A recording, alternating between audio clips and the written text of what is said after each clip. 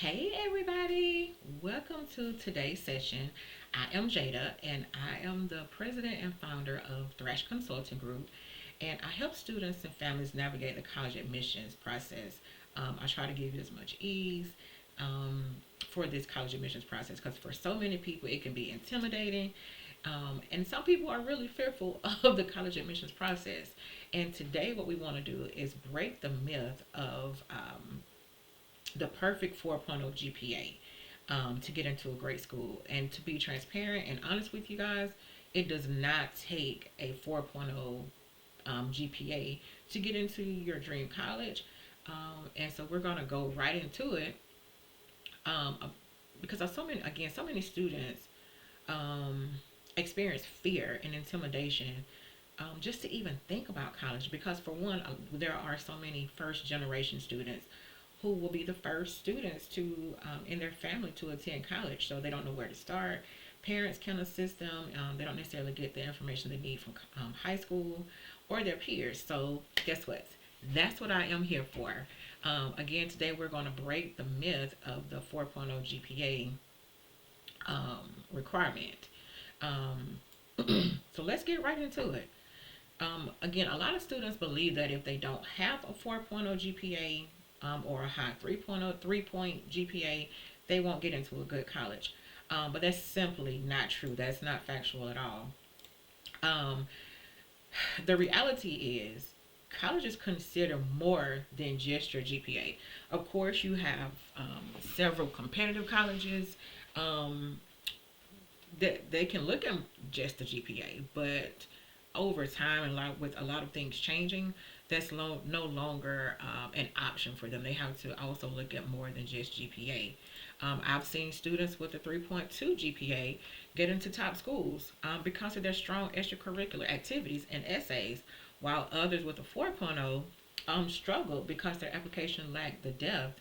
Um, and so let's kind of break that down a little bit more as well. What do colleges really consider? Um, Admissions isn't just about numbers, it's about the whole student. You have little pieces to puzzles, right? So that's kind of how admissions is. You have little pieces. You have GPA, you have essays, you have test scores, and those are just little pieces that make up that whole student, right? So here are some things that colleges actually look for, and this is not going to include everything because, of course, all colleges are different, right? So they require different things. But to kind of give you some basic tips, here are like four things I'm going to give you. So first, course rigor. Did you challenge yourself as a student? Did your young scholar challenge themselves? Did they take honors courses? Did they take advanced placement courses, AP? Were they enrolled in dual enrollment? Were they in IB courses? Were they in extracurricular? They participate in extracurricular activities like sports or arts.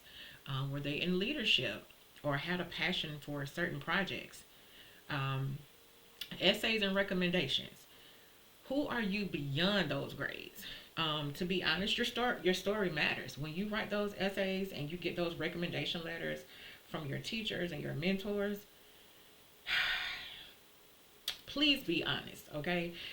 In your essays that you write. I'm quite sure your teachers and your mentors will be honest, but it's important that in your essay that you're also honest as well, because the last thing you want to do is to have your college admissions board contact whoever you're referring to in those essays and find out that in fact you're not being truthful, right? So be truthful because your story actually matters, and believe it or not, people care about what you've experienced in life. Number four, achievements and unique experiences. What are your special talents? How did you impact your community? Were you involved in any internships? Community impact, believe it or not, is more important than you will believe. It matters a lot because what you're demonstrating in your community impact shows your college that you're involved. Let's say that you're not someone who would possibly go off and do something unexpected. They know that you're a good student, even if you don't have the highest GPA. The fact that you want to help others in your community proves that you're not selfish. Number one, it shows that you want to help others, and that is makes a huge impact. Believe it or not. colleges don't just plug numbers into a formula. They do, but it's not just based off that formula. They use some colleges use what's considered a holistic review process, meaning they consider everything about you and not just your GPA, as we've kind of shared before. So a slightly lower GPA with strong experiences, things like leadership and essays, can actually be more impactful than a perfect GPA with nothing else. So, quick story. I worked with a student who had a 3.5 GPA, but wrote an incredible essay about their community service project. That essay actually combined with their extracurriculars helped them get into their top choice. And so, if you're worried about grades, please focus on what you can control, your experiences, your story, and how you actually present yourself. Believe it or not, as your parents will tell you, people are watching you. Even for adults, people watch us all the time and we don't even realize it. But it's important that you watch how you interact with people, how you handle yourself, how you carry yourself, um, how you even dress. And I know that may sound a little biased, but it's true. People pay attention to you and how you operate. And especially for our seniors, you're in your last semester, so there's not much you can change right now. Of course, you can get the higher grades right now in May, which literally you only have 2 months, a little over 2 months to complete your last semester of high school. So there's only so much you can do. So again, focus on what you can control right now with your experiences, your story, and again, finish this semester out with a bang. I know you're tired. I know you're frustrated. I know you are so over school, right?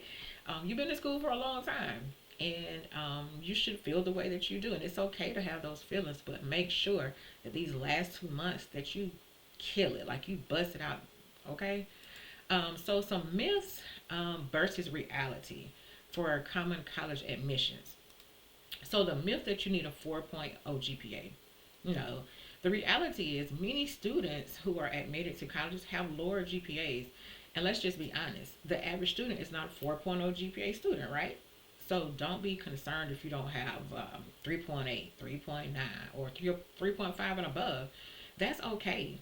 Um, Especially if for students who are interested in not necessarily going to four-year institutions, but wanting to go to technical colleges or trade schools. They look at your GPA. However, there's also other options. They are test optional. They're open access schools. So, excuse me, they have other options for you. So don't be as concerned about your college admittance. Another myth is you need to have all AP courses or IB courses. Um, that's definitely not reality. The average student does not take AP or IB courses. The average student does not take honors. So don't feel frustrated or overwhelmed because you don't have those classes. The reality is rigor does matter when colleges are accepting you. I'm sorry, but balance is key. Being honest again, like colleges know that not the average student is not taking AP. They're not taking honors. They're not a 3.8, 3.9 student. And so that matters. They want balance as well. And another myth is strong test scores are required. Nope. And we kind of know right now that's not the truth, right? Because after COVID, majority of our universities and colleges became test optional. Now a lot of them now are starting to turn back, and some will turn back in I think like fall 26 and 7 or whatever. But test scores don't matter as a whole. Because even with the colleges that require test scores, they still look at a balance. They still look at your GPA. They still look at your essays. They still look at your recommendation letters from your teachers and your mentors. Let's just be honest. Let's say you have a 3.8, 3.8 or 3.9 GPA, but te- um, your recommendation letters are not the best. They're not terrible, but they're also showing another side of you that the institution may not want to necessarily accept you or have you on their campus. Or your essay may not be on the collegiate level that they think you should be on if you have this quote unquote 4.0 GPA or have taken AP courses or honors courses.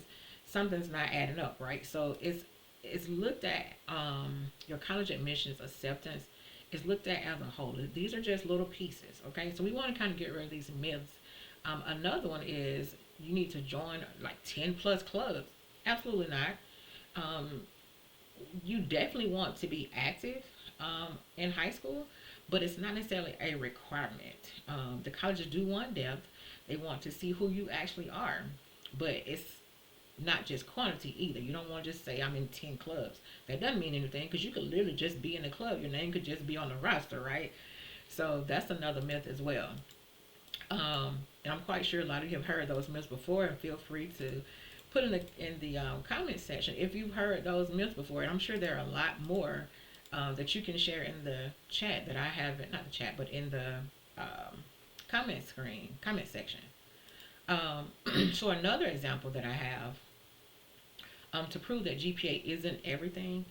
One of them is, I'm not going to use names, but so let's say student A had a 3.2 GPA, but had an incredible passion project, plus strong essays. She actually got into a top 50 university. Another student, student B, had a 3.5 GPA, had amazing extracurriculars, was test optional, and accepted to multiple competitive schools. And my third example of a student, he had a 4.0 GPA. His essays were not the best, and he had not had any leadership background. He didn't struggle with admissions. However, he was still accepted into multiple competitive schools. However, it took him a little bit longer. They actually required a few more things for him because, again, just having a GPA, okay, you do your work, and I'm not saying it's a bad thing, so please hear me clearly. We want you to have a 4.0 GPA if that's within you, right? But also understand that you need to become more active in school, get more active in your community, especially if you're interested in going to a competitive college. Um, so the takeaway from this is it's about presenting yourself as a well-rounded student, right? You want to present a compelling application. I would love for you guys to drop some questions if you have any in the chat, in the comment screen. I will definitely respond to them if there's some there for me to respond to. What I want, hopefully, you can take away from this. I was trying to make this short, but it looks like I'm on already almost 13 minutes. So hopefully, I've been able to keep your attention. But before we wrap up, here are some of the bigger takeaways for you. You do not need a perfect GPA to get into a college. As again, colleges look at the whole applicant. There are pieces to the puzzle. It's not just numbers. So don't be frustrated. Don't be weary. That's what we're here for, right? Thrash Consulting Group. That's what we're here for, to help you out, to hold your hand and walk you through the process. Another takeaway is focus on your unique strengths, your rigor, your activities, your essays, and your leadership. If you're already involved in some community efforts, that is phenomenal. If you're not, look into it. There's Girl Scout, there's Boy Scouts. You guys have Beta Club. Um, the music, you have fine arts, band, chorus, drama, art, and you'll be surprised. A lot of people don't realize that they can get scholarships in things like bands, chorus, theater, drama. You can get so much. There's so many resources for those, and that actually benefits you when you're applying to colleges. Um, so, if you want more college admissions tips, you can connect with me at thrashconsultinggroup.com and follow our services page to hear more about what we offer. How can we assist you? You can follow us on social media.